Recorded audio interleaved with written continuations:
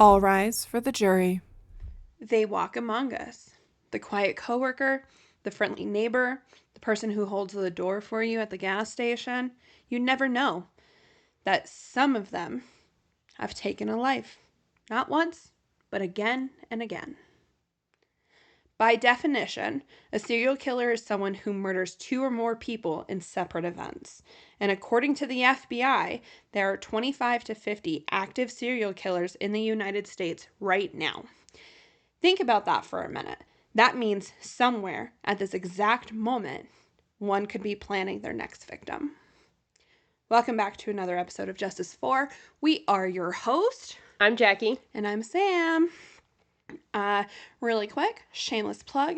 Please go follow us everywhere. We are a good time. And if you can't tell, Spooky season. spooky season.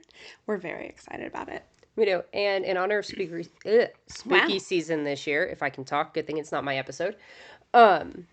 We are doing a spooky DIY and true crime night at Painting with a Twist in Colorado Springs. That's going to be our very first live show on October 28th. We are really excited. Yes. It is already over half sold out, guys. So Yeah. get your tickets now. I'm so excited. I am. It's going to be such a great night. We have a lot of fun surprises for you guys. We do. It's going to be such a good time.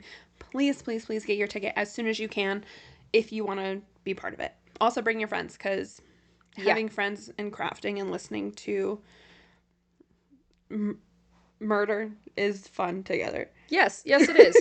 And also if you have merch, wear your merch. If you haven't ordered merch yet, go ahead. It will be here in time for the live show. We would love to see y'all in it. Mm-hmm. We will also try to maybe have a couple pieces of merch at the show as well. But yes, we are really excited to see everyone there, so we hope you can be there. We have expanded, so a few more seats are going to be added. Yes. So there's a few more tickets available. Please go get them. We're very, very excited. Again, there's going to be great surprises. We It's have a gonna be lot good planned time. for you guys. It's going to be a lot of fun. Yes. So go check out our website. It has links to how to buy your tickets and what all is with the event. It is an 18 and up event, just to remind. Mm-hmm. But we just got a lot of fun stuff planned for you guys this month. Yes. But on your opening, ma'am. Yeah. Okay, it's actually one of my favorite fun facts ever is how many known active serial killers there are across the U.S. that, nobody talks about. Yeah. I love sharing that fact with people. And is the serial killers at 3 separate kills or 2 separate kills? 2. It's 2? I always thought it was It's 2. 3. It's 2. Okay. According to the FBI. Okay. Some people might have different. I always thought it was 3, but all right, FBI. So if you didn't guess it, today's episode is going to be about a serial killer. First and foremost, before we move further at all, I have some more serial killer facts for you. Okay. I messaged you about this, and I was really pumped about it. A lot of people find serial killers, for lack of a better word, fascinating. So It's the human brain. It's wanting to understand something we can't understand. yeah. So I just have facts, and let's do it. Serial killers make up only about 1% of all murders today. But during the golden age of serial killers, between 1970 to 1990, they were responsible for nearly 17% of homicides. Oh, wow. Yeah. Most of them share the same shadows in their past. Abuse, neglect, violence. You hear it all the time.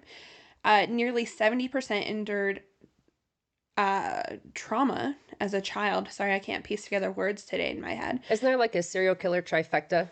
Like a triangle? I talk about this. We'll touch on that in a little bit. Some do begin with cruelty to animals, others with theft and arson, all of it leading to the same dark obsession control.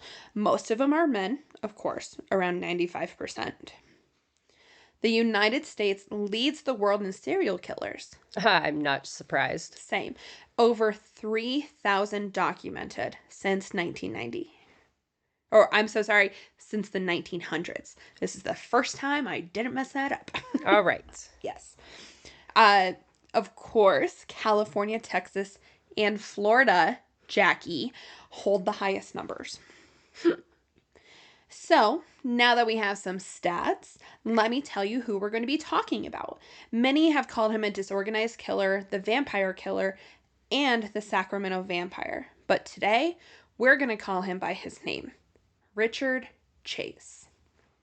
All right. Before I proceed, I'm putting a trigger warning here. This case is particularly rough since there is going to be a lot of talk about blood, necrophilia, cannibalism, animal killings, and the murder of children. So please listen with discretion. Wow. You're just going to do it all in this episode, aren't you? I didn't know. Like, I knew it was bad. I didn't know it was this bad. Valid. Let me set the scene for you. In the 1970s, Sacramento was a mid-sized growing city with a population around 350,000 to 400,000. Suburban neighborhoods were quiet and safe, with children riding bikes, families gardening, and neighbors knowing each other all the time. It's always a small community. It's always a small town. I wouldn't say 350,000 to 400 is Well, small. this part of the community where everybody Like the knows suburban people. area. Yeah, the suburban area. Like Stepford Wives Yes. situation. Yeah. Yeah. The economy centered on government work, agriculture, and small businesses. It was giving the city the small town feel, despite its status as California's capital. It's giving Colorado Springs vibes. A Where we little have bit, like yeah. all of our little pockets of like the West Side, Manitou, Yeah. Fountain, Falcon, like the little communities Yeah. inside the big city. Yes. Okay. That's why I said like small town, because like Yeah. I call Colorado Springs a really big, small city. Like we're a big city, but we're so residential that we're not like city. I feel like it's gotten so big, though, that I wouldn't even constitute it as that anymore, you know? It's just a residential city instead of like a Denver metro city. Does that make sense? Yeah, I know what you're saying. Like we're a giant suburb. Yeah. So much military, though. So much. So much. Back Moving to on. Sacramento. Back to Sacramento. Crime was low, and the doors were rarely locked. The police department was smaller and relied on eyewitness reports and basic detective work. There were no DNA databases and advanced forensic tools. This sense of security made the sudden, brutal murders committed by Richard Chase all the more shocking, turning everyday streets and homes into scenes of horror. Now, I'm going to be telling you this case a little bit differently than normal. Generally, we like to be very, like, I don't want to say victim heavy, but Victim focused. Yeah, victim focused. But I don't know how else to go about this. It's like when I did Hugo Selinsky. You have to talk about his past in order to get and understand everything. Yes. So sometimes it's necessary to talk about the perpetrator. And in these ones, it's kind of important to figure out how we got where we got to. Yes. So I get it. Unfortunately, I do have to tell you about the murderer more than our actual victims, which really hurts me to do, but there's always those cases we have to do it on. Sometimes it's necessary. Yeah. Richard Chase was born May 23rd, 1950 in Santa Clara, California. He was the first son of Beatrice and Richard Chase Sr. They eventually went on to have a little girl as well. The family seemed relatively normal for a family in the 50s. His father was strict, abusive, and had a very set idea of what was masculine. Okay. Unfortunately, should we keep account of how many times I say that today? Sure, I got it. Unfortunately, this was a normal household for the 50s. I hate to say it, Yeah, but it's true. I was about to say we're already like ticking up, like climbing the ladder of Yeah. checking the list here. I will tell you right now, though, if any man was to lay a hand on me or my non-existent children, it would be over. It would be over for them. We'd be throwing hands. They would meet Walker and Texas Ranger with a little quick pow pow, if you know what I mean. I do know what you mean. Moving on. For the 50s, 60s, Richard had a very normal childhood. He was actually in Boy Scouts, and he played in Little League.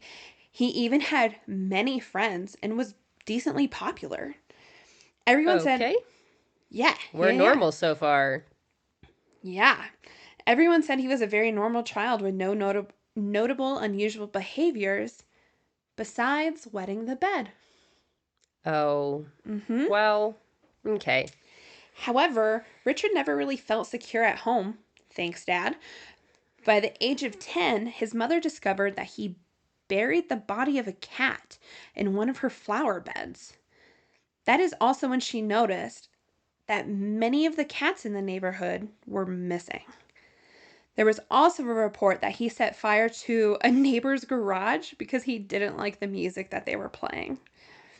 I really enjoy that he was described as normal, except for, boys will be boys. Yeah. Is that literally what they chalked it out to, was boys will be boys? Yes. That's exactly what it was. And we wonder why there was an epidemic of serial killers. I'm not even going to touch base on that right now because I Sounds have so great. many thoughts Sorry. on it. His parents did nothing about any of this.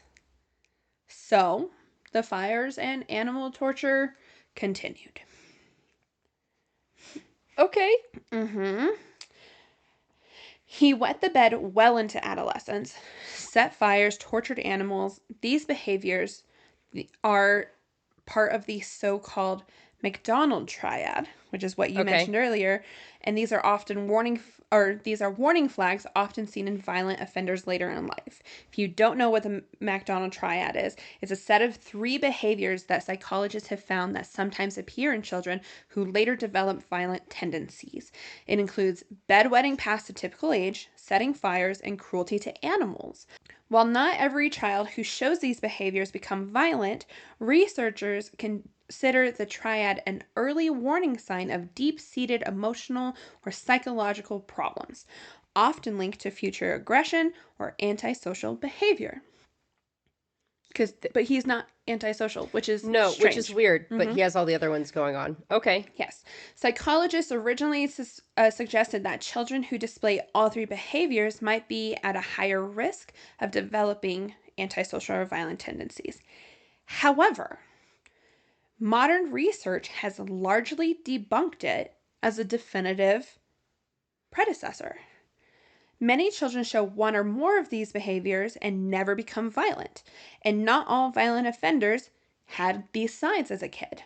Today, the triad is considered more of a myth or outdated theory, a reminder that early childhood behaviors alone cannot reliably forecast a person's future actions. Well, valid. I mean, I knew some little psychopaths when I was in elementary school, but they're perfectly normal human beings now. And some of the kids my daughter went to school with when they were younger, whoo, man, I was a little scared. But they're great now.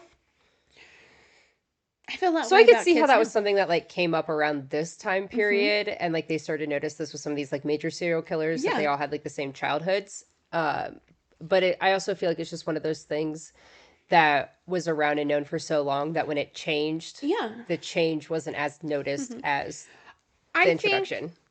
I think it could be like more on top of it too. Like they're like, oh, those 3, you're gonna be a psycho. Yeah. But they're not looking further into what the parents are doing, what the household is like, things like I think it might be a combination of those 3 things and your home life.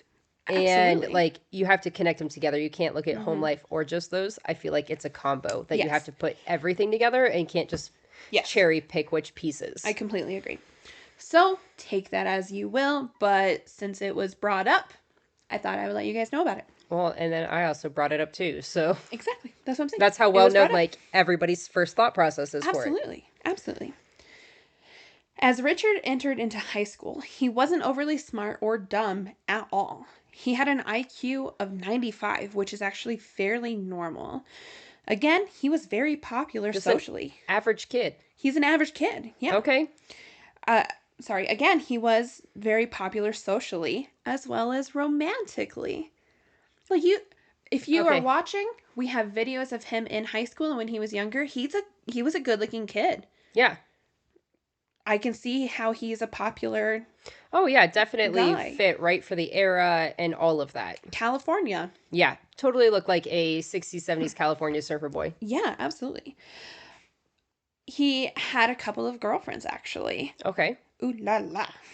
However, people in the 60s were sexual deviants, and you can't tell me otherwise.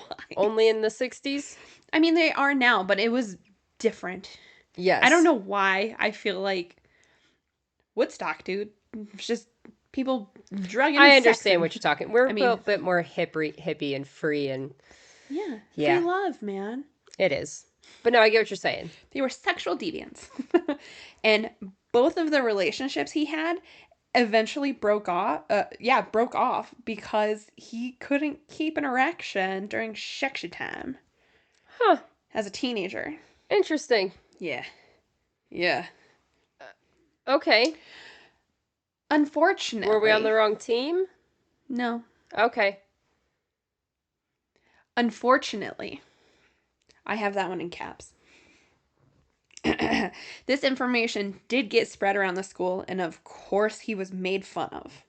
This is when things started to get bad for Richard. His mental psyche and his behavior started to completely deteriorate. This is when he turned to drugs, including marijuana, speed, and heavy doses of LSD. Okay. Lucy in the Sky with Diamonds. And, of course, alcohol. In 1965, when he was only 15, he was arrested for the possession of drugs, aka marijuana. He had to do community service for it. That's all he did. Don't laugh at that. It was a different time, Jackie. It's just the way you said it. The devil's lettuce. The devil's lettuce. A singular marijuana. Oh my goodness, A Samantha. marijuana tablet. All he had to do was community service for this. You know, that's pretty impressive for the 60s when it was still like way more illegal than now, but everybody was doing it. Yeah. He then was caught stealing alcohol in 1966. What a mess. At this point, he truly believed that something was wrong with him and his body. Okay. When Richard was 18, he finally went to a doctor since he couldn't keep his thing up, if you know what I'm saying. We do know what you're For saying. his erectile dysfunction. And the doctor told him the most frequent cause for erectile dysfunction is anger towards women. I mean, it is the 60s. We just have to remember. That's wild, Jackie. That's a very interesting thing to say, but I feel like it's the only way that they could say.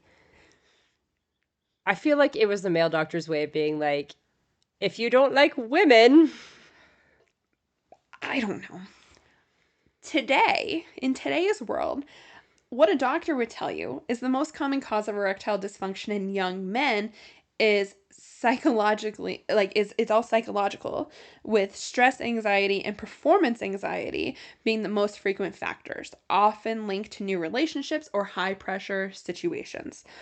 Physical causes, while less common in this age group, include factors like unhealthy lifestyle choices, smoking, drug use, so on and so forth, which could have been a thing for Richard. Yeah. I was also thinking about like drinking that young and drugs and stuff like that all affects that. Yeah. It can also be from certain medications and underlying health conditions such as high cholesterol or heart issues. It's not anger towards women. Okay. No. But, no, probably not. No. Yeah. Regardless, he graduated high school and he went to American River College, which is a community college in North Highlands, California. At 20, he ended up moving out of his parents' house and moved into an apartment with a couple of roommates. They said he never cleaned the place, he never did his laundry, so they thought he was just fucking disgusting. Oh, so we don't have an OCD killer here. No, we don't. Okay. Not only was he just repulsive, he ended up becoming scary. Once there were people over and he walked into the living room butt-ass naked and started rambling complete nonsense to the people there. What? Yeah. At one point, he also nailed his door shut, like while he was inside of it, because he thought people were following him and trying to attack him. When the roommates asked him, like, yo, bro, you gotta fucking move out, he refused. And they were like, well, if you're not leaving, we're fucking leaving. So they ended up leaving because they could not deal with it anymore. They didn't argue, they just left. Oh, Yeah, okay. good for them. Yeah, I mean, I see that stuff all the time where people say, like, I don't have any other option. No, no, nope, just leave him there. They were that scared of him. Yeah, So, I get it. He did also have a few jobs at this point, but nothing ever lasted because he was so obsessed with his health. like hypochondriac or. Yes. Okay.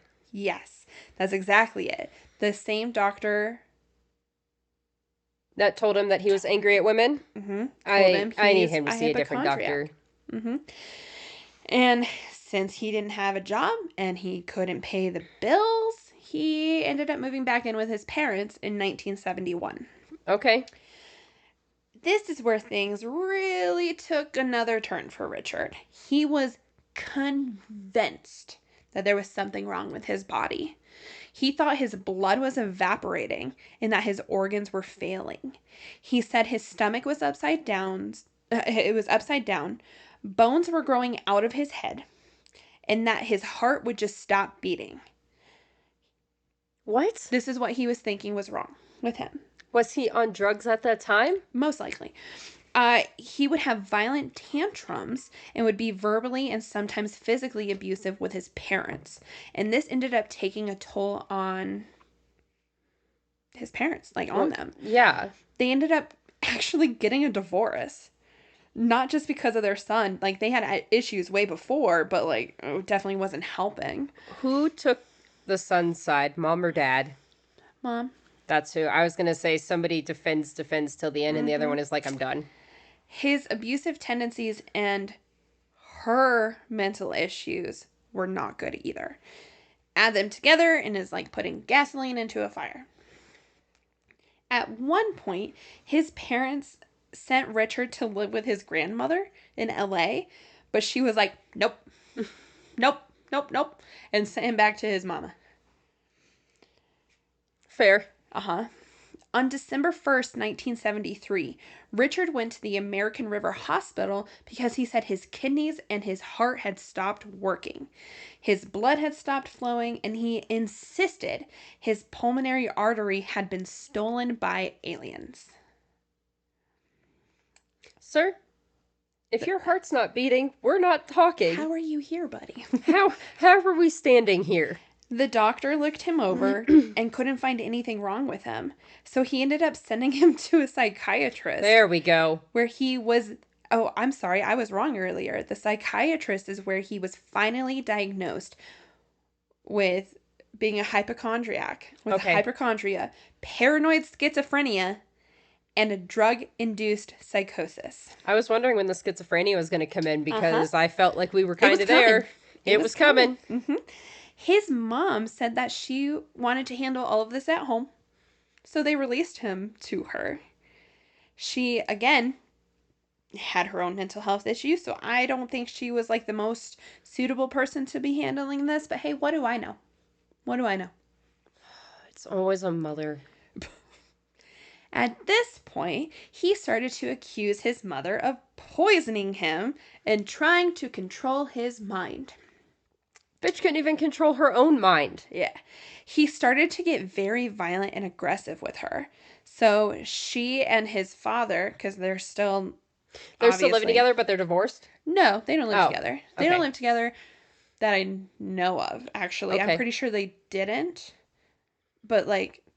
Regardless. They don't hate each other. They just had differing opinions on their child. She didn't want to get abused by him anymore. Okay. They end up getting him his own apartment. Yeah. Okay. Mm-hmm. Richard's delusions were bizarre and terrifying. He thought Nazis were poisoning him with chemicals to make his blood turn to dust. So... Oh, God. Okay. He did exactly what any sane person would do. But he's not sane, so what did he do? I hope y'all are ready. I'm throwing another trigger warning right here because what I'm about to talk about is extremely alarming and triggering. Okay. I had a hard time writing it. This is when I texted you guys telling you certain parts. If you have any issues with the death of animals or cannibalism, please fast forward If you would like to skip this part, please fast forward to timestamp 34 minutes and 2 seconds. Richard lived near a rabbit farm, which is a completely real thing, by the way. Yeah. Like, to this day. Why did I think that was, like, fake? I don't know why. I think it's weird. Does this mean that they have, like, hamster farms? Because where the heck do hamsters Dude, come they from? probably do. I actually, my Google search history is crazy looking right now based off of what I had to Google for the past couple of episodes. Okay. So, This rabbit was farm. one of them. He very much enjoyed riding his bike over to the farm and buying rabbits to take home to butcher. Okay. He would bleed them out and drink their blood. And then he would take whatever was left of the organs and put them into a blender with Coca-Cola and drink it. Okay. I was ready for so many other things than that. Like, oh. This is just the beginning, Jackie. No, that's just not what I thought he was going to do with the rabbits. Because, like, when I was a kid, like, the first thing you shot was, like, squirrels and rabbits for, like, hunting before you went deer hunting. So I was like, okay. Or, like, target practice or whatever. Like, live. He just didn't want to find ones in the wild. But that's not where I thought we were going with that. Not at all. I started with saying this was a vampire case, I Jackie. know. Just didn't see him starting with the rabbits. Yeah, he started with rabbits. At this time, he also believed his skull was separating and that that only blood could keep him alive. The night of April 28th, 1976, his father came over to check on him, and he found Richard, who is now 25, sitting there in only his shorts, looking extremely pale and sickly. Well, Richard told him he must have purchased a bad rabbit and it had been poisoned. Obviously, Richard Sr. took him to the hospital. That is where Richard told the doctors that he had eaten a rabbit that had battery acid in it, and the acid had seeped into his stomach lining. So he knew that the only way to make himself better was to inject himself with clean rabbit blood.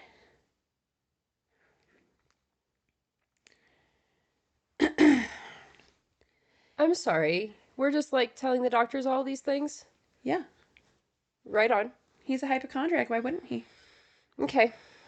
This is when the doctors realized that he is septicemia, which is different from sepsis, actually, but they are used interchangeably, but they are actually different. Just a heads up. Okay. Regardless, he has a serious blood infection.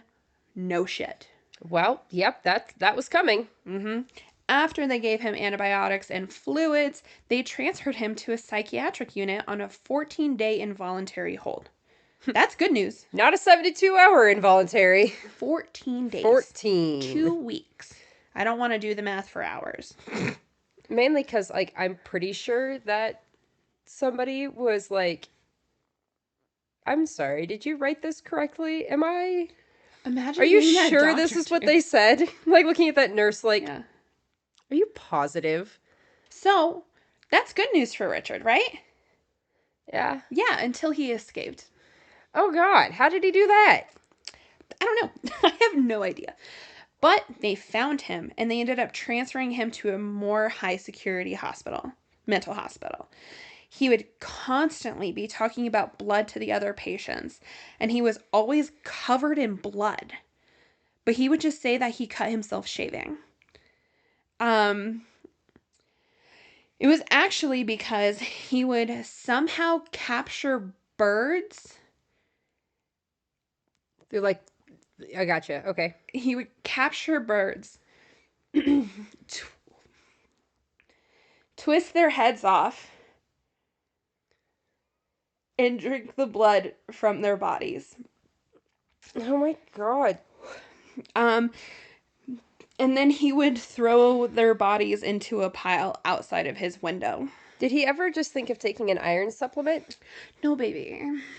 Did he ever just think of taking an iron supplement? Did they have iron supplements at this time? I don't know. There you go. But Why probably. not? The other patients in this specific hospital gave him the nickname of Dracula. Well, yeah. The doctors ended up really having to step up and get him on medication and give him a routine. And they did. They give him Thorazine, which is very like a very common anti. Like, I've heard that. I've heard that medication before. Yeah, it's used to treat. Oh, a Thorazine drip. Hey, Yes, that's where I've heard it. he started to improve and was actually making really good progress. He really made a lot of strides and was eventually deemed sane and was released to his parents 5 months later on September 29th. I mean, they properly medicated him and gave him a routine. Yeah. So he was they made him normal within a setting. He was doing all right, but his parents didn't feel like the medication was helping. So they stopped giving it to him because he was cured. I saw that coming. June 1977. This is when things start getting much worse. He would buy and steal dogs to dismember and drink their blood. He also killed his mother's cat in front of her and then smeared the blood around his neck. His mother literally witnessed this, and all she did was shut the door on him and refuse to let him into the house anymore. On August 3rd, 1977, he drove his Ford Ranchero truck 145 miles to Pyramid Lake in Nevada. The police found his car abandoned by Pyramid Lake Reservation. Inside the car were 2 rifles, a .22, which is a much smaller rifle, and a .33, which is a hunting rifle. There was blood-stained clothes, shoes, and a bucket full of blood that also had organs in it. The organ looked like a liver. The blood looked decently fresh as well, and they were very confused. Yeah? I'm processing. Oh, process away. They started to search the area for the owner of the vehicle and the owner of the liver. About 1 mile away. Yeah? Okay, just the owner of the liver. Like, well, okay. I mean, there's no one around the car, so it's not someone I around know. the car. I just like how they're assuming that they don't know what kind of liver it is yet. Valid. So, There's still an owner to the liver. I know there is. It's just an odd way to say that. I know. About 1 mile away, the police see a naked Richard covered in blood just sitting on a rock. He initially ran when he saw them, but they caught up and arrested him. They asked him where all the blood came from, and he responded by saying, "It's seeping from me." He was taken into custody while the blood and liver were tested. It was deemed that the blood and liver belonged to a cow that he had killed and ripped to shreds, as well as drank its blood. The police ended up releasing him, but they wouldn't give him his car or the guns. But he called his parents, and they came and got him and brought him home. But soon, animal blood would no longer satisfy his hunger. By December 27th, 1977, Richard was able to obtain a .22 caliber handgun by lying about his stay in a mental facility. He wanted to go and test out his shiny new toy. So he drove by the house of Dorothy Polinki. Dorothy was standing in front of her kitchen, window. Yeah. At her kitchen sink cleaning dishes when a bullet whizzed through her hair and lodged into the kitchen cabinet behind her. Richard just stood outside, basically, pointed the gun at her, and pulled the trigger. But he had missed. He had failed at his first murder attempt. She called to let the police know, and they came by and collected the bullet from her cabinet. What a very hands-off distance himself whenever all of his animal kills are so very up close and personal, but he like was very far away to start with. That's interesting. Yeah. He has no problem getting. It's not a blood thing. It's not a mess like a OCD like clean thing. That's interesting. Yeah.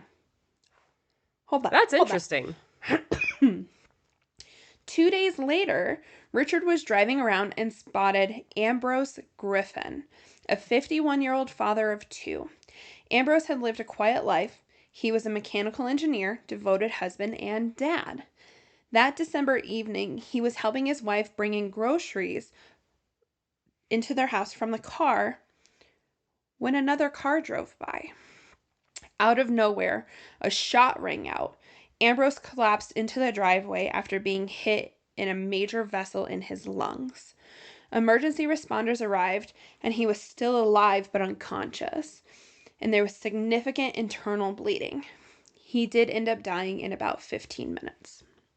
None of these are making sense for what he's wanting to do. At first, police thought it was a tragic but random drive-by or kids goofing off and firing shots. The only thing they really know was that he was shot with a .22 caliber gun. They noticed then that the bullet casing was the same as the bullet that was in Dorothy's kitchen. They were perplexed on how these two people were connected and what the hell the motive was. They didn't know it yet, but this was the start of something far darker. Richard was actually really proud of himself. He now knew what it was like to take the life of another person. He collected newspaper clippings of the murder and how they said it was vandals that did it. So he believed that he could get away with it. However, he may have known what it was like to take the life of someone, but he still wanted something else from them. I was waiting. Less than a month later, on January 23rd, 1978, things escalated. He started walking around neighborhoods and checking doors to see if they were unlocked. He very specifically said, if the door was unlocked, it was an invitation for him to come in. Lock your damn doors, people. Period. That's why there were so many serial killers in the 70s. People left their doors unlocked. But also, how many episodes have we done in the 2000s, in the 90s, in the 20s that people left their doors open because this was a safe area and nobody did anything bad here? Makes me sick. Lock your fucking doors. Yeah. Ugh. Okay, sorry. We're passionate about locking your door. We're passionate about a lot of things, and that's one of them. He got into one home, and the owners weren't there, so he made himself at home, kind of. He grabbed some valuables that he was going to take, but then the family ended up returning from shopping and startled Richard. He ended up fleeing from the house, but not before he defecated in the baby's crib. But why? I don't know. The family said they actually saw a man flee out of the back of the home, and the husband chased him but lost him. I don't understand the poop part. I don't either. It comes up again later. Awesome. Richard ended up going to a local mall where he spotted an old friend from high school. Her name was Nancy Holden. They talked for a bit and it was like, great to see ya. I gotta go. Got you. She wasn't about that life. So she started heading to her car and she felt like he was following her. She got into her car and that's when he called out, "Hey, wait, come back. Don't go back." She said he had this crazed look in his eyes and he tried to force himself into her car, but she fucking drove off. She said, "Nope." Good job. This is when he ended up finding a gap in the fence behind the mall, and it took him into the backyard of the Wallin family. This is when he spotted 22-year-old Teresa Wallin. Oh, no. Yeah, you saw her picture, so you know what's happening. Teresa just so happened to be home alone at this time. Her husband was at work, and she was doing what many expectant mothers do, straightening the house, running small errands. You caught what I said, didn't you? Yeah, I did. I was hoping you would catch that. Teresa was 3 months pregnant. Oh, just fuck right off now. Hey guys, I have another trigger warning for you right here as well. Things are Heating bad. up. Things are bad, okay? Skip ahead if you want. Whatever is good for you, just please use discretion. If you would like to skip the details, please fast forward to 45 minutes and 36 seconds. Teresa was getting ready to take the trash out when she opened the door. Richard barged into the home, pointing his gun at her.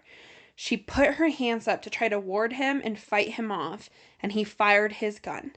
The bullet went through her forearm and into her neck. Then he shot again, hitting her in the head. Teresa fell to the floor, and Richard puts his gun up to her temple and pulls the trigger one last time to make sure she was actually dead. Unfortunately, the horror did not end there. His delusions took over. He ended up taking her He ended up taking her body into the bedroom, where he proceeded to have sex with her lifeless body. He then took a knife and cut open her abdomen and mutilated her body.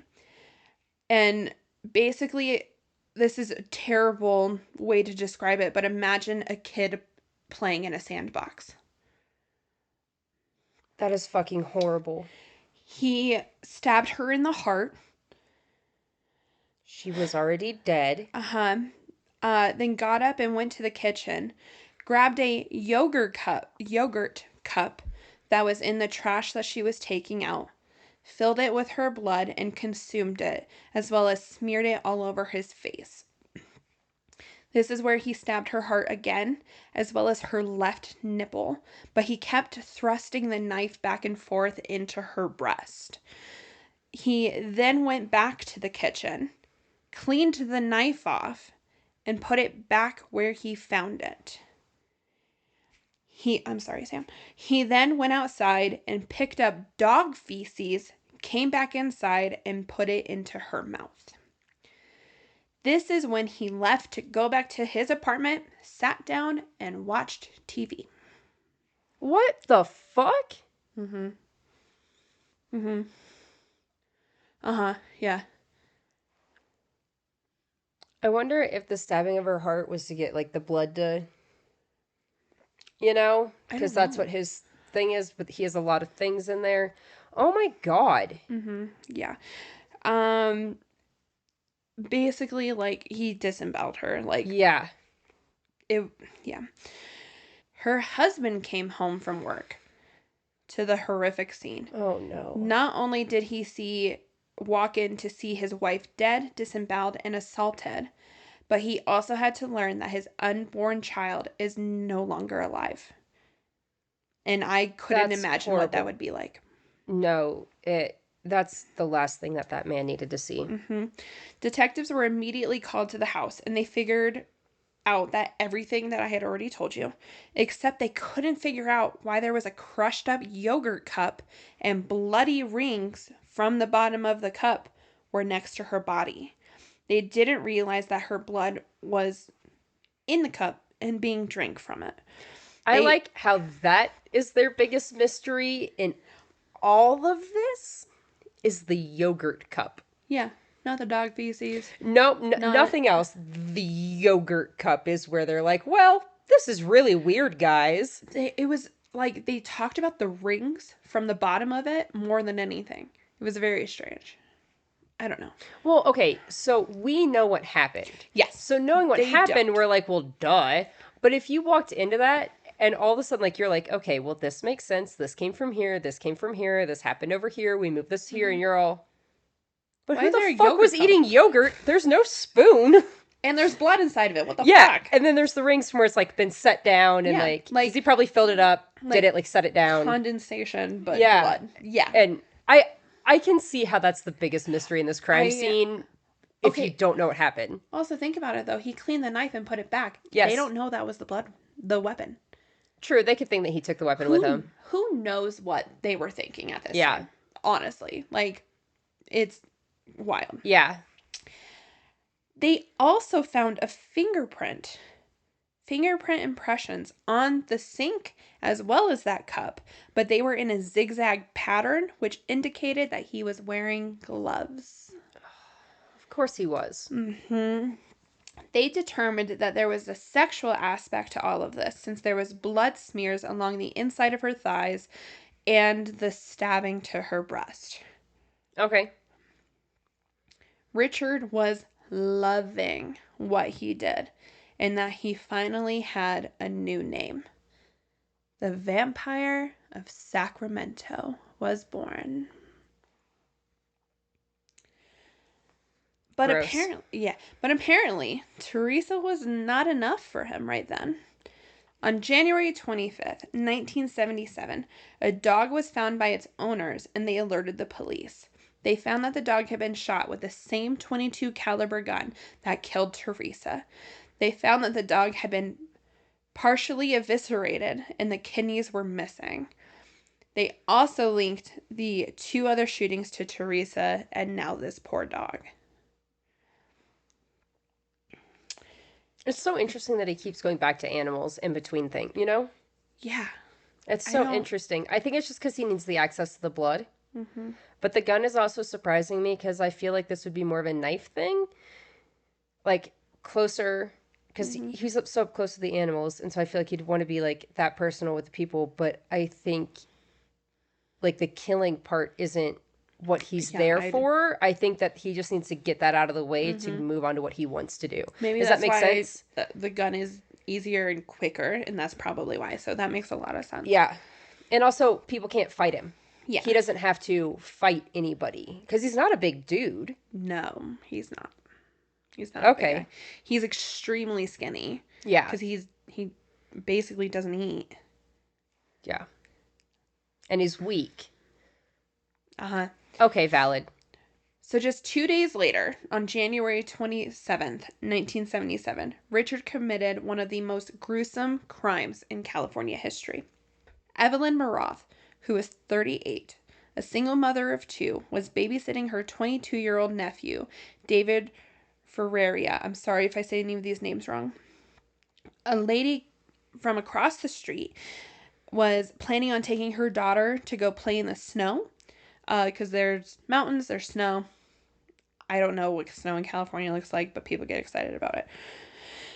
But she came over and asked to see if Evelyn's 6-year-old son, Jason, wanted to join.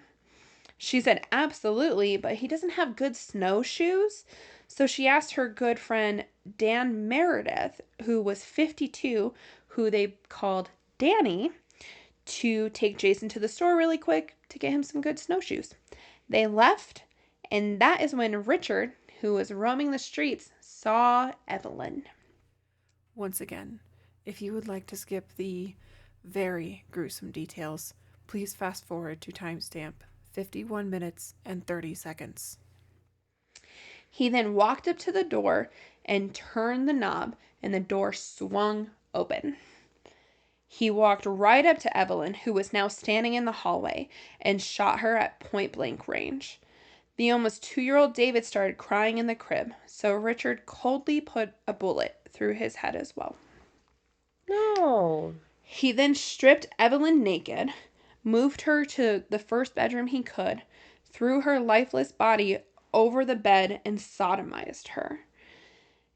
It was established that this was the only time that Richard had ever had an orgasm in a sexual act with a woman. Well, that explains the high school thing. Which I thought that's where this was going when you mentioned necrophilia earlier, but I was not entirely sure. Yeah. He had finally had the sexual release that he had been waiting so long for. Sick fuck. Yeah, I can't even with that right now. At this point, Danny and Jason returned to the home and interrupted Richard. He proceeded to shoot both of them in the head and left them in the living room. Danny was killed instantly, but Jason was shot twice. It was determined that the fatal bullet was delivered at close range. Oh my God. Unfortunately, the attack was not over. He yet again cut open Evelyn's abdomen and stabbed all of her major organs as well as slit her neck. He also tried to cut out one of her eyes. I don't know. He then proceeded to get a bucket, like a utility bucket, and scooped up blood from an open cavity and into the bucket. He then cleaned the knife he used, took Danny's car keys, the bucket, and the body of 22-month-old David and left. In his apartment, he decapitated baby David and drank his blood. It is very rare for children to be killed in the same way that adults usually are, especially being shot. Yeah. So essentially, Richard did not see them as children. No, I have a feeling that it's just blood to him. Yeah. These aren't people. No, not to him. No. The neighbor that asked about Jason going with her and her daughter is actually the one that called the police because she believes she saw Danny's body through the window. When police arrived, the scene was so horrific that hardened detectives struggled to process what they were looking at. There was blood everywhere. The violence was ritualistic, chaotic, and beyond comprehension. They found the bodies of Danny, Jason, and Evelyn, but they didn't know where baby David was. They assumed that he was not alive due to the blood and bullet that was in the crib. They instantly had people canvassing the area and going door to door trying to locate David and see if there were any witnesses.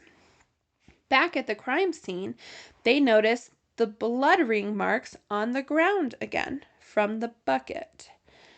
It was like a light bulb went off in one of their heads. Oh shit, he's collecting blood and drinking it. And I'm sure they all thought he was crazy when he said that, but... Absolutely. The brutality left Sacramento in panic. People were locking their doors. Finally. And neighbors were calling in suspicious activity, and police were just desperate for any type of lead. And they found those leads in eyewitness accounts. With that, they remembered that when Teresa was murdered just days earlier, there were witnesses that reported seeing the same man in the neighborhood acting suspicious earlier in the day. He was knocking on some doors, and others he would check to see if they were locked. And if it was locked, he would just walk away. So they were able to composite a sketch of a suspect from these eyewitnesses. A skinny, disheveled-looking man with dirty-ass clothes, which was actually dried blood stains. Yep, I was about to say. Mm-hmm. A manhunt was launched. But for who exactly? Did they have a sketch? Yeah, they made a sketch. Okay. The FBI also made a profile. Hey. And this is what it said. Quote, white male, aged 25 to 27 years, thin, undernourished appearance. Residents will be extremely slovenly and unkempt, and evidence of the crime will be found at the residence. History of mental illness and will have been involved in use of drugs. Will be a loner who does not associate with either males or females and will probably spend a great deal of time in his own home where he lives alone. Unemployed, possibly receives some sort of disability money. If residing with anyone, it would be his parents. However, this is unlikely. No prior military record, high school or college dropout. Probably suffering from one or more forms of paranoid psychosis. End quote. Well, damn, we just checked every single box that we discussed about the man. Fucking spot on. I mean, delivered. Spot on. Hell yeah. January 28th, 1977. Richard's old friend from high school, Nancy Holden, saw the sketch that the FBI had started circulating around, and she contacted her father-in-law, who was a police officer. Yeah. Nancy. Hey, Nancy. She told him about what happened at the mall and how the sketch looked a lot like Richard Chase. Coincidentally enough, Danny's missing station wagon that Richard had stolen was also found while the police were being told about Richard. Huh. The police look up Richard and notice that the station wagon is actually only 2 miles away from his apartment. So they start to dig into his background. Oh, and start checking the boxes off? That's where they see the psychiatric hospital stay, the incident up at Pyramid Lake when he killed that cow, and was just chilling naked on the rock. Yep. Whatever. His background basically deemed him as a very violent person. Yeah. One of the detectives also compared the sketch to a mugshot they had when he was arrested and ended up actually sketching in a mustache and a goatee and looked at the two and they were like, goddamn. And they're like, yeah, we need to close on him, time now. Yesterday, if you can. Lead detective Bill Roberts grabbed a couple of other officers and they drove straight to his apartment. They were knocking on his door and no one was answering, but they could totally hear movement inside. Okay. But they can't just break in at this point. Yeah, only if they have this suspicion of a commission of a crime. So they decided to pretend they were leaving to go get a warrant. Like they did the whole making it sound like steps were going away. Detective Roberts actually did start heading to the manager's office to make a call to get a warrant. But as he turned away, Richard swung open the door and bolted down the stairs and out of the building. They thankfully tackled him and started searching him as they fucking tackled him and arrested him. I love the confidence of this man to think that he could run past two police officers. Yeah. Three. Like, just book it right past them, and if I go fast enough, they can't see me. Fast as fuck, boy. My goodness. As they were searching him, they found Danny's wallet with his driver's license in it, a lot of credit cards, and pictures of Evelyn and Jason. Not only that, when he bolted, he took some stuff with him. He was carrying a box that had bloody rags in it, as well as the bucket he used to drink Evelyn's blood. And most damning, he was carrying a .22 pistol on him. He had to have his supplies. Yeah, he was gonna get caught. It's very, it gives me drug addict with blood. A little bit, yeah. You know what I mean? Yeah. I'm a book it past the cops, but I got everything I need for my next fix. I mean, that's basically what it was. Yeah. That's basically what it was. They linked the bullets to all of the crime scenes, as well as the bottom of the bucket to the blood rings at the last scene. They took him into custody and started questioning him, and they said his eyes were just darting around the room, and he was just not really answering. He was just speaking gibberish. He played it off like he was just there and in trouble because of a bunch of dogs. And he blurted out, quote, "Irish setters are the best," end quote. Okay. Like, in what way, sir? What way do you mean? Yeah, Richard? Yeah, I don't... Do you mean hey, they're great dogs, they're the best dogs? Or are you meaning... they were the best... Yeah. Tasting? Yeah, I wasn't going to say it, but you said it. You were thinking it. Yeah, but you said it. Yeah. Gross. Since they weren't really getting anywhere with him, they decided to go back to his apartment and have a look around. Once they opened the door, they were smacked in the face with a very noticeable smell. It was the smell of death. Yeah. There was rotten meat on the counters, a blood-stained hatchet. There were body parts in the freezer and refrigerator. They were not able to determine if it was human or animal. I also read an article that said it was for sure animal. Either way, it's gross. And they found his lovely blood-covered blender on the counter. They said it was just a bloody, gross, and smelly mess, except for one drawer where he kept his knives. Those were all clean, I bet, weren't they? They said it looked very neat, like how a surgeon would keep his tools. Huh. Uh-huh. They said it was obvious that he was killing and dissecting animals in the apartment. They also found a calendar, and on the dates of the murder, that all the murders had taken place, he had written the word today on it.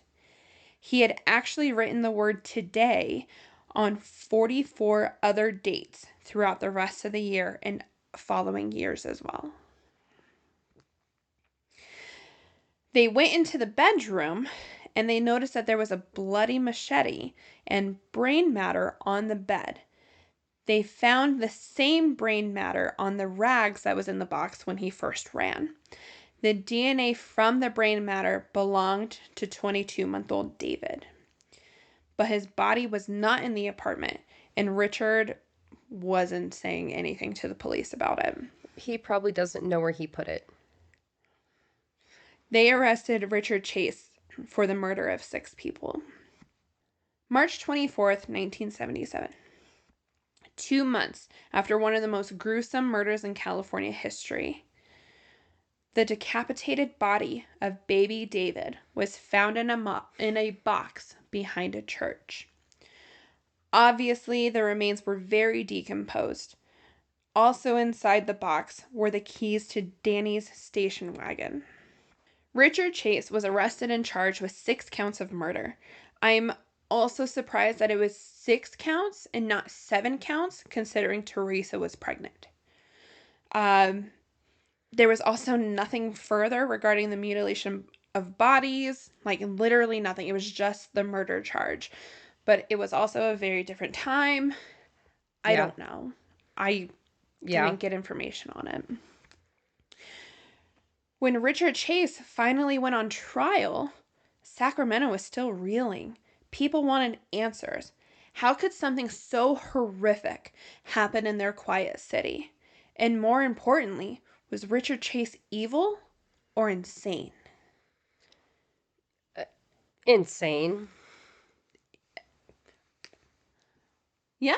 Yeah. You think insanity? I mean, yeah, it's all just very evil and twisted in there, but I just feel like he just thought that he was trying to fix himself. I just feel like it's a very much an insanity thing. Okay. I'm going to touch back on this with you in a second. I'm obviously wrong, guys. It's fine. No, I don't think you're wrong. I mean, it's I'm not sadistic saying you're and wrong. evil I'm and not twisted, saying... but I just feel like it's 90-10 here. 80-20. We're going to touch on this in a second because I have a lot of thoughts on this, actually. Trial started on January 2nd, 1979. His defense argued he was insane and therefore not guilty. They said his delusional brain drove him to the actions he did. He sat in court looking hollow, gaunt, detached, like he wasn't really there. When he did speak, it was unsettling.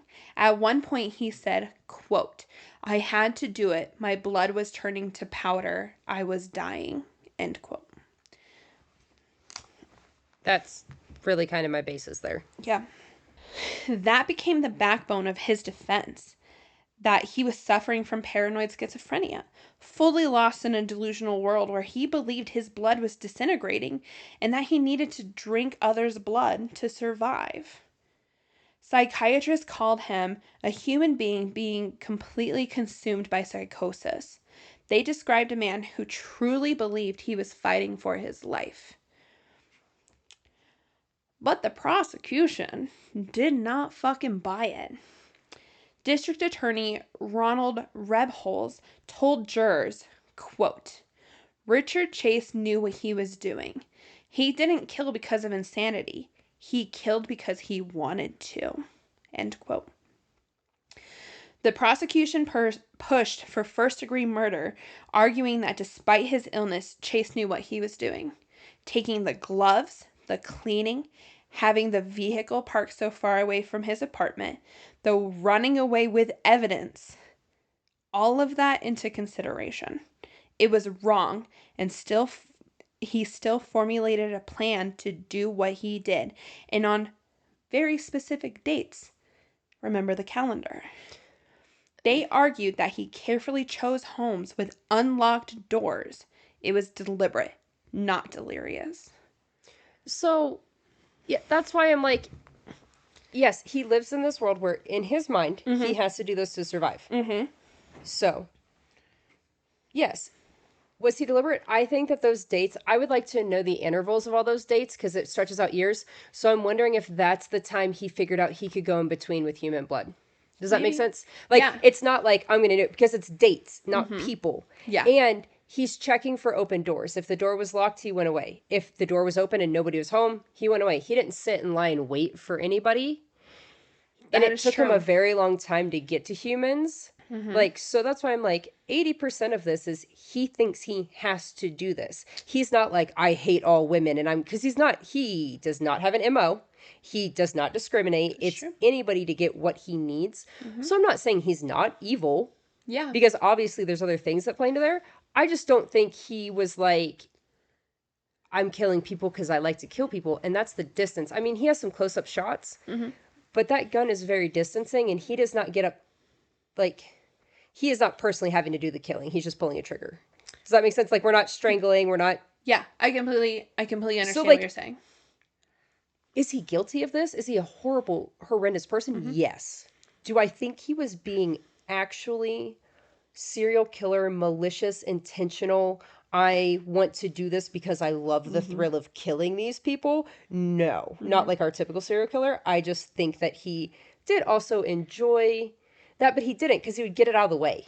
And then it was everything afterwards, which I think is his evil, twisted part. Why did he wear gloves to the scene?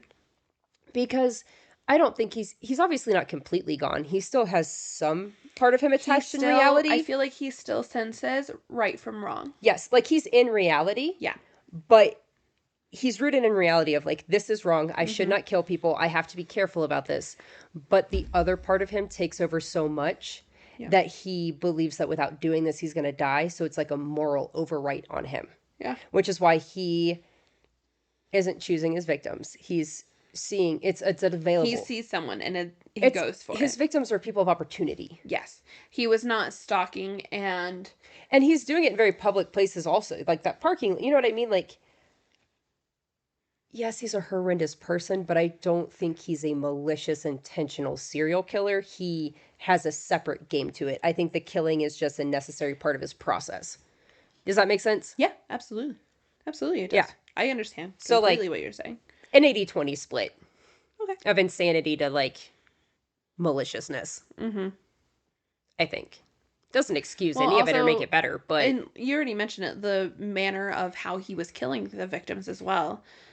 But also, it started... The thing is, though, that's the other thing.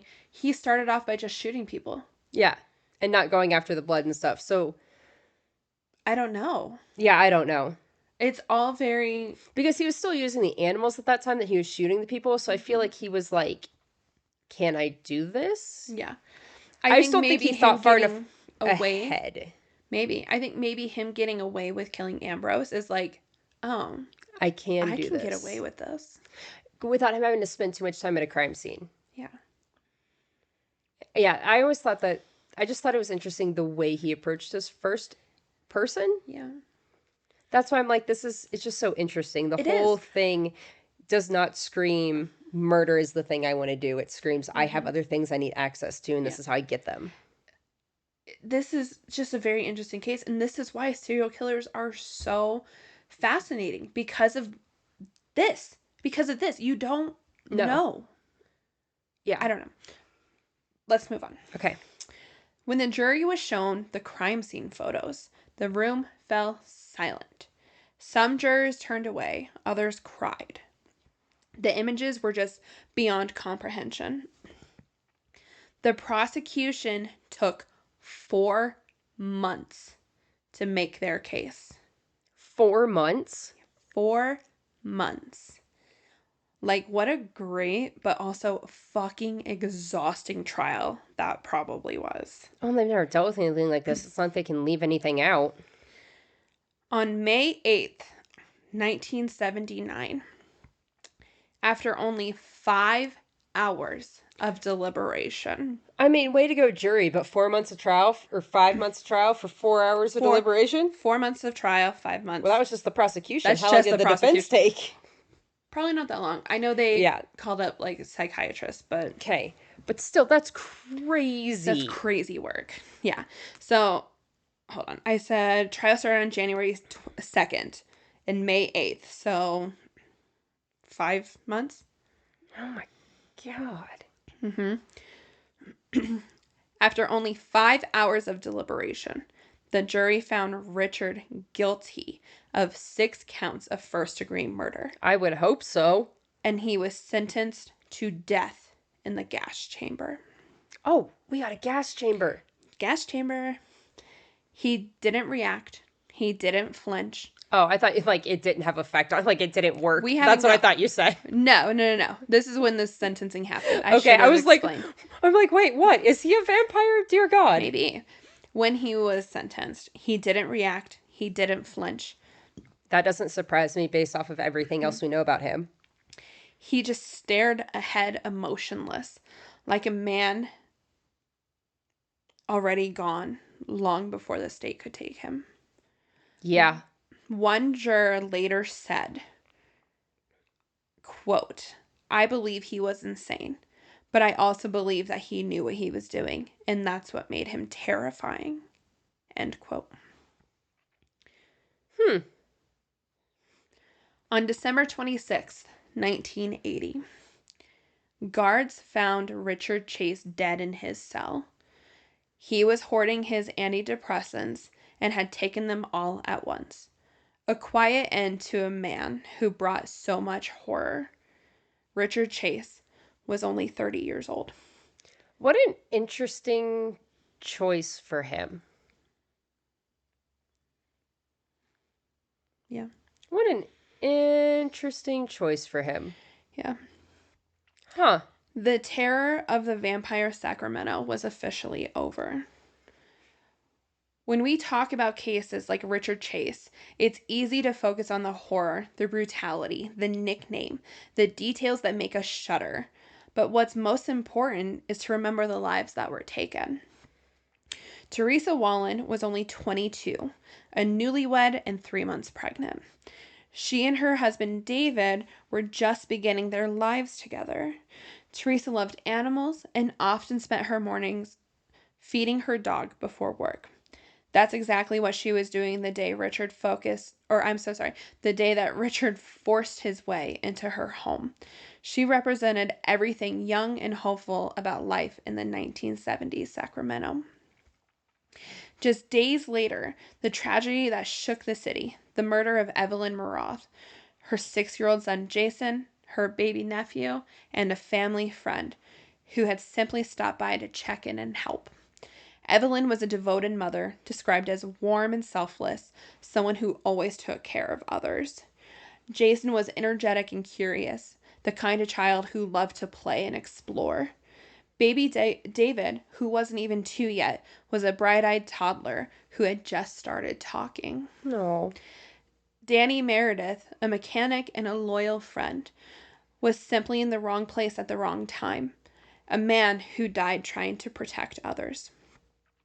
Before all of them, there was Ambrose Griffin, a 51-year-old retired engineer, a husband, and a father of 2 teenage sons. Ambrose was simply unloading groceries in front of his home when he was shot. Friends described him as a man of quiet strength, devoted to his family, and known in his neighborhood as a dependable and kind-hearted man. Each of these lives were ordinary, and that's what makes them unforgettable. They weren't looking for danger.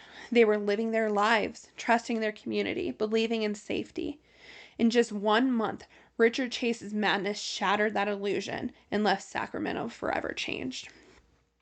They are the ones who deserve to be remembered, not the man who took them. Richard Chase's story is tragic, not only because of the devastation he caused, but because it's also a cautionary tale about what happens when mental illness goes untreated. He was a man living in a world that didn't exist, consumed by delusions he couldn't control. The system saw the signs, but he slipped through the cracks. And when he did, 6, 7 innocent people paid the price. We talk about true crime to seek understanding, to figure out how something like this could happen, and how we can stop it from happening again. Richard reminds us that early intervention matters, mental health treatment matters, and compassion matters. In the end, the only way to truly honor the victims is to remember them, learn from what failed them, and never let their names be overshadowed by the darkness that took them. Before we move on to justice and finally ending this fucking horrific episode, do you have anything further you want to discuss?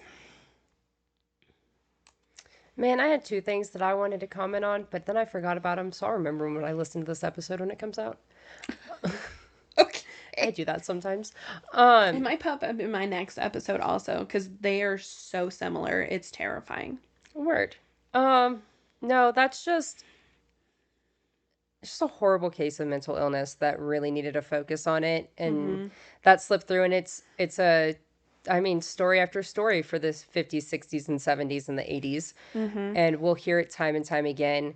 But it's just so unfortunate that when it comes to serial killers, you have to focus so much on the perpetrator in order to understand the entire crime.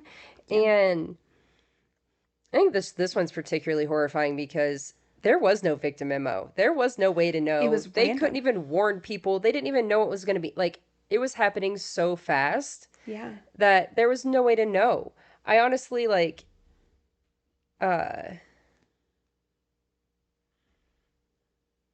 Criminal Minds. That's where it is. It gives, like, there's all the time where they're like, I'm always like, well, you guys don't even know who you're looking for, but you figured out who you're looking for.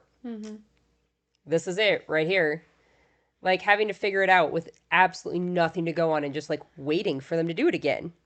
Yeah. It's crazy. This one's very interesting because it's so interesting how some of these, like, really horrific crimes that everybody knows the headline of. We've talked about this a lot lately with what we've been researching. Yes. It's like they take the headline and a couple key pieces, and that's, like, all they run with. And then when you get down to the root of it, it's sad. Yes. It's always like, oh, this is not as evil and attention grabbing as you thought it was. This is just very, very sad. I will say this is still extremely evil. Oh, yes, it is. But when you do dive into it, When you get to the bottom of it, you're just like, I feel like he was failed. Because Yes. at one point in his life, he was doing good. yes. He And was- then, I don't want to say normal, but but they got him on a closest to medication normal and a he could. routine that was working to make him as normal. I know we keep using that word a lot, but regulated yeah. as the rest of us are. And I feel like if that would have been kept up, who knows if this would have happened?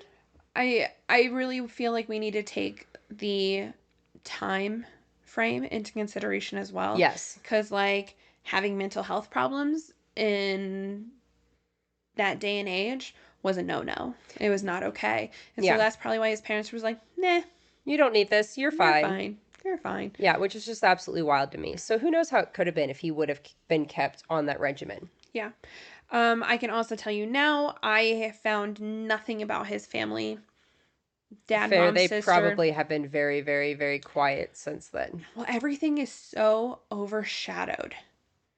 Like, if you search any of these names, his is the first name that pops up. Yeah. And that's awful. So I don't know.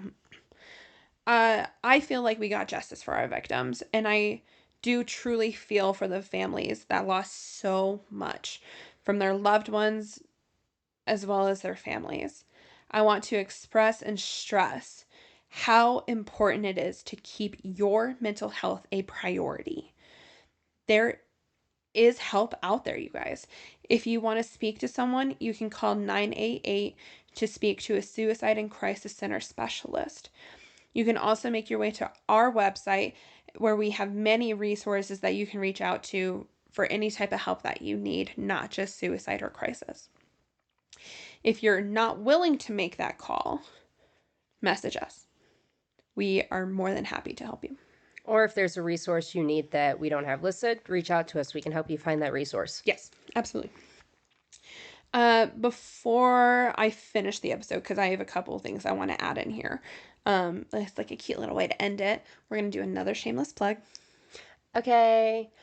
Live show, October 28th, Painting with a Twist, Constitution and Powers. It's going to be from 6:30 to 9:30. It's a $30 ticket. I know in the last episode we said 10. That's before the update happened. $30 includes your seat, project, and your drink. There are project upgrades that you can learn about when you get there, but you can make a candle, you can do a canvas, woodworking, crystals, so much. They have so much stuff. It looks awesome. And we're going to be there. We've got some awesome stuff for you guys. We have a really great episode planned, and we hope you guys come. And if you have merch, please wear it, and please be ready to take some pictures. Yes. And also, if you order merch this week, you will get it by the live show. Also, if you order it next week, so depending on what day you do it, it's like 2 to 5 business days, and the shipping is actually pretty it goes affordable. really fast. I'm always impressed. Shipping is also free. You're always welcome. free. You're welcome. Yes. I believe we've added a couple of things We have. onto our merch that we have been holding off on for some reason. I don't remember why, but we've added them. Yeah, we have new merch up there. We have the new collections we have posted, so go ahead and go check it out. Yeah. It's awesome. Yes. If there's any type of merch that you're like, man, I really like this, but I wish it didn't have this or this, let us know. We'll change it for you. Yeah, we'll change something up and release it. I literally did it for myself for something I really wanted, so we're fine. Yeah. With that, though, merch is on our website. Also on our website are all of our resources. Like I said, you can also submit a case that if you are interested in and you don't want to research it yourself, we'll do it for you. Yep. You can also find all of our episodes and our socials. Please go follow and like and subscribe to all of our socials. That would be super great. And if you can also leave us a review because you love us, that would be great as well. Or anywhere you can comment, Spotify, YouTube. Getting those comments on the day that we release our episode helps greatly. We've been really good about, there's been a lot of updates happening recently with trials and just other things happening. And I feel like we've been pretty good about posting them. So, we've had a lot of posts going out lately on socials, so go ahead and check those out so you can stay up to date with stuff. Yes. Just a reminder, the live show is over half sold out, so get your ticket. I'm so excited. We're so excited for this. We're so excited.